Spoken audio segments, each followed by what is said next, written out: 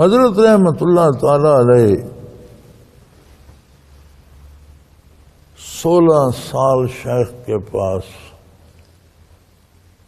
لطائف اور مراقبات سیکھتے رہے. بڑا عرصہ لطائف کیے، پھر مراقبات.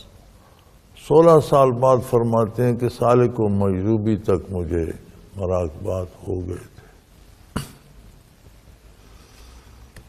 تو فرماتے تھے میں نے تہیہ کر لیا کہ اپنا کاشتکاری سے روزی آ جاتی ہے، تنہائی میں بیٹھ کر اللہ اللہ کریں گے، ملنا جلنا باہر جانا چھوڑ دیا.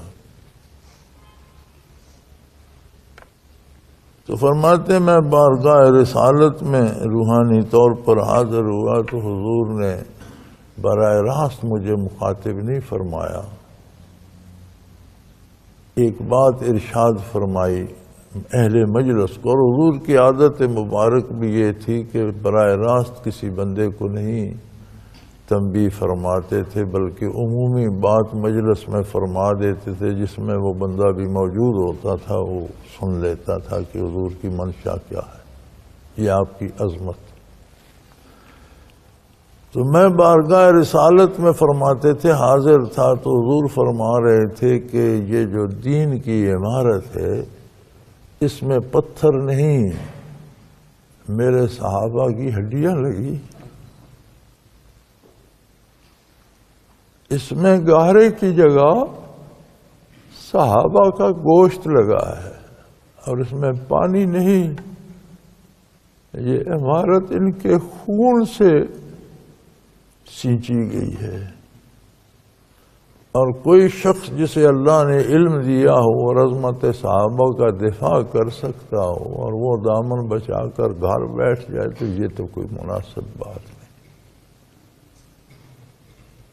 فرماتے ہیں مجھے سمجھ آ گئی، میں میدان عمل میں آ گیا، مناظرے کیے اور عمر ساری صرف کر دی. حتیٰ کہ دم واپسی تک آپ محنت کرتے رہے. چلنے پھرنے سے معذور ہو گئے تھے. ہم حضرت کو ویل چیئر پر لے کر گاڑی تک یا جہاز تک بھی لے جاتے، پھر بھی دین کی تبلیغ کے لیے، عظمت صحابہ کے لیے سفر، بیان، تبلیغ، محنت جاری رکھی. حتیٰ کہ آپ کا وصال بھی پردیس میں ہوا.